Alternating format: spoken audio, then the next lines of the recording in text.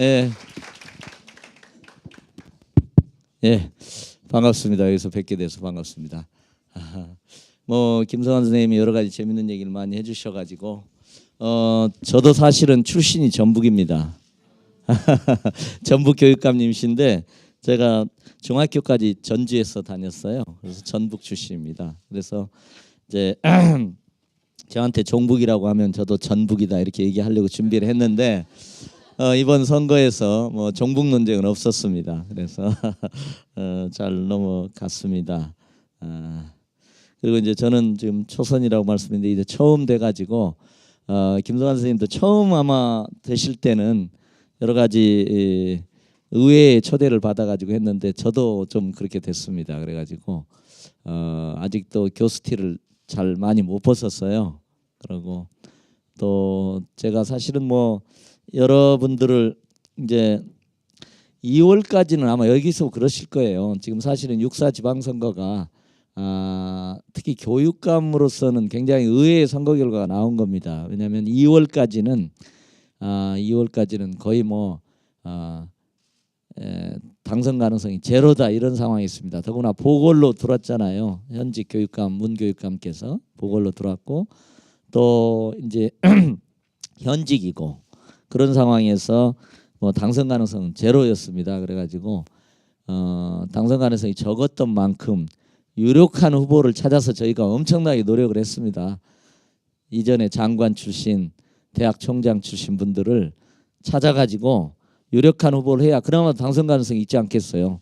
현직을 상대로 한 경선을 해봐야 그건 뭐 당선 가능성이 제로기 때문에 그래서 이제 그게 안 되고 거의 자포자기 상태가 돼가지고 저희가 이제 사실은 서울 교육감 후보는 대개 정교조 위원장님이나 현장 교사나 아니면 교수 출신입니다.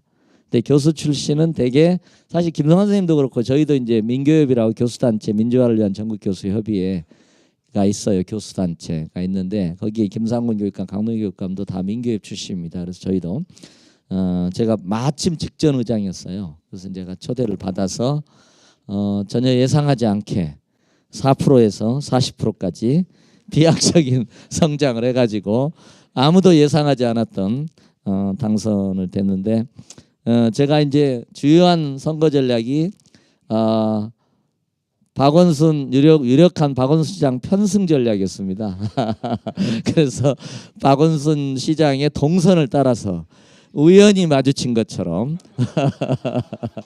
그렇게 해서 이제 줄곧 따라다니는 그런데 이제 갑자기 박원순 시장은 너무 당연히 당선이 되는 거고 해서 주목을 못 받고 저는 너무 의외로 돼가지고 굉장히 주목을 받게 됐습니다. 그래서 제가 쌤통이다 그러게 다 하고 있습니다. 그 내용과 관련해서 저희는 이제 모두가 행복한 혁신 미래교육 이렇게 표방을 하고 있습니다. 모두가 행복한 혁신 미래교육. 그래서 이제 광노현 교육감이나 김성환 교육감님 또 김상훈 교육감 표방했던 혁신교육, 혁신학교 이것을 혁신교육 시즌 1이다 이렇게 하고 저희는 혁신교육 시즌 2를 표방한다 이렇게 이제 하면서 그 혁신교육 시즌 1에 긍정적 측면을 계승하고 또 부족한 점이 있으면 보완하고 또 새로운 미래지향적 요소를 결합하는 혁신 미래교육을 저희가 표방한다 이렇게 이제 생각을 하고 있습니다. 혁신교육 시즌 3를 생각한다면 그것은 혁신학교, 혁신교육이란 말이 필요 없는 모든 학교가 혁신교육의 현장이 되고 모든 학교가 혁신학교인 혁신교육과 혁신학교를 지향한 어떤 상태를 마련한 것이 아닐까 이렇게 이제 생각을 이제 갖고 있습니다. 저희는 이제 아까 김성환 교육감님 말씀하고도 연관됩니다만 저희는 이제 질문이 있는 교실, 우정이 있는 학교, 그리고 삶을 가꾸는 교육, 혹은 뭐 사람이 있는 교육, 질문이 있는 교실, 우정이 있는 학교, 사람이 있는 교육. 그 얘기는 지금 우리 현실이 그렇지 못하다는 거죠. 질문이 없는 교실, 우정이 파괴되는 학교, 그리고 사람을 우선시하지 않는 교육 이렇게 돼 있다는 것을 의미하는 것입니다. 그래서 그걸 넘어선 그것들을 포괄하는 혁신 미래 교육을 저희가 만들겠다 이렇게 저희가 표방을 하고 있습니다. 최근에 이제 문제가 되는 저희가 이제 주요한 공약이 일반고 전성 시대를 열겠다 이렇게 표방을 하고 있습니다. 그리고 그것의 일환으로 자사고 문제, 자사고 정책을 전환하겠다. 혹은 뭐 어떤 분들은 자사고 폐지다 이렇게도 이제 생각을 하고 있습니다. 근데 이제 제가 갖고 있는 생각은 뭐 또 제 저만도 아닙니다만은 저를 중심으로 해서 뭉쳤던 선거대책본부에 있었던 여러분들이 이제 생각하고 있는 아이디어들을 제가 간단히 시간 관계상 몇 가지만 말씀을 드리도록 하겠습니다. 저는 자사고 정책의 전환을 포함하는 일반고 전성시대를 열겠다고 하는 것을 저는 제2의 고교평준화다 이렇게 생각을 하고 있습니다. 역설적으로 박정희 대통령이 74년에 고교평준화를 했다면 저희는 제2의 고교평준화를 성취하려고 하는 것이다 이렇게 생각을 합니다. 제1의 고교평준화하고 지금 40년이 지났습니다. 현대적인 고교평준화를 해야 되는 것이다 이렇게 생각합니다. 그것은 다양성 속에서 꽃피우는 평준화다. 획일화가 아니고 고교 다양화라는 큰 목표와 함께 가는 평준화다 이렇게 생각을 하는 겁니다. 그런 점에서 보면 MB정부가 자사고를 할 때 고교 평준화를 표방했습니다. 고교 다양화를 목표로 자사고하라는 새로운 다양성을 꽃피우는 자율형 사립분, 그러니까 자유를 기반으로 하는 학교 유형을 만들겠다는 것이었습니다. 그러나 실제로는 어떻게 됐냐? 이게 이제 결국 입시 명문을 만드는 겁니다. 입시 명문을 만드는. 특별히 옛날에 지금 자사고도 자사고 정책을 전환하거나 자사고를 폐지하는 문제에 대해서 가장 반대를 하는 분들이 이제 학부모들과 동문입니다. 그 동문들은 대체적으로 옛날에 입시 명문의 그 기억들, 추억들을 갖고 있는 겁니다. 그래서 이번 기회에 과거의 입시 명문으로서의 그 화려했던 과거를 되살리는 이런 겁니다. 근데 다른 지역은 문제가 안 돼요. 왜냐하면 한두 개거든요. 근데 서울만 25개가 모여 있습니다. 40개가 넘는 자사고 중에 서울에만 그게 모여 있어서 자사고가 블랙홀처럼 좋은 학생들을 빨아들이니까 특목고, 자사고, 일반고가 있는 거죠. 최근에는 또 옛날에 실업고라고 하는 특성화고가 잘 나가고 있어요.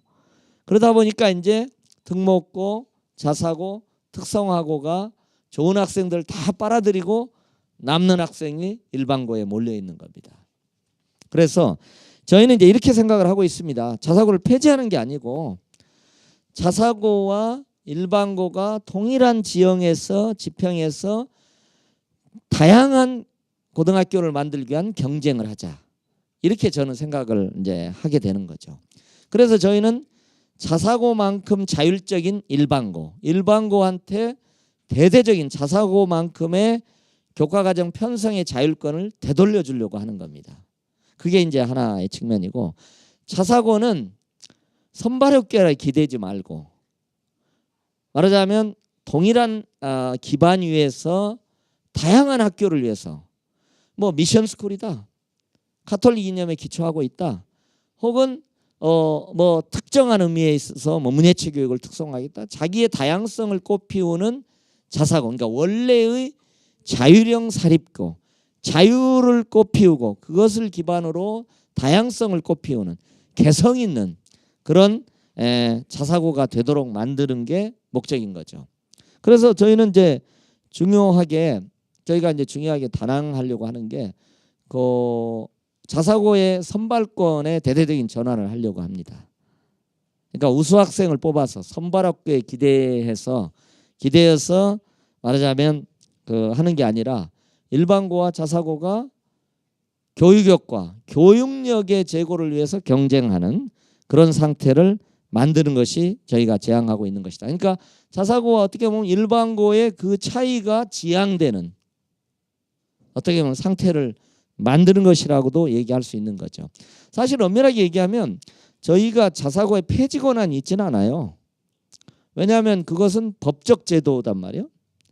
그것은 국회가 논의를 해야 되고 정부가 논의를 해야 되는 거고, 저희가 가지고 있는 권한은 자사고가 2010년에 지정된 자사고가 5년마다 운영평가를 하는데 원래 설립 목적에 맞게 있느냐.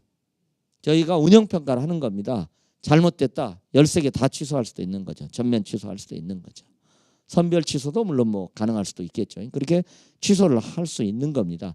운영평가가 잘못되고 설립 목적이 잘못되고 일반고를 황폐화시키고 고교체제 전반을 혹은 공교육체제 전반을 황폐화시키고 문제가 있다. 그러면 이제 대대적인 어떤 개혁 조치가 이제 따라야 되는 거다 이렇게 생각합니다. 마지막으로 시간 관계상 저는 저희 사회가 굉장히 교육 평등의식이 강한 사회인 것 같아요. 부모의 불평등은 용인하겠지만 애들 수준에서 교육 불평등은 절대 용납하지 못하겠다는 강한 교육 평등의식이 있는 것 같아요. 그래서 저는 북유럽을 찬양하지 말고 동아시아에서 최초의 교육복지 사회를 가자. 교육을 통해서. 교육이 복지의 기반이 되는. 그렇죠? 복지의 기반이 교육이 되는. 교육을 통해서 복지사회를 이루는 동아시아형 교육복지사회의 전형을 한국에서부터 좀 만들어보자. 왜냐? 우린 교육평등의식이 너무나 강하기 때문에. 저는 삼균주의 있잖아요. 정치, 경제, 그 다음에 왜 교육균등을 얘기했을까? 그게 임시정부 임시정부 대한민국 정부의 이념에 있는 겁니다. 정치균등, 경제균등을 넘어서 왜 하필이면 다양한 사회적 영역 중에서 교육균등을 얘기할 수 있을까? 저는 우리의 역사 속에 그게 있다. 이렇게 생각을 하게 되는 것이죠. 예. 그래서 그런 점에서 새로운 어떤 교육 전환을 우리가 함께 달성해 봤으면 좋겠다. 이런 꿈을 가지고 있습니다. 고맙습니다. 감사합니다. 그쪽에 자리에서 교육감님도 저쪽에 일단 앉아주시고요. 예, 예. 네.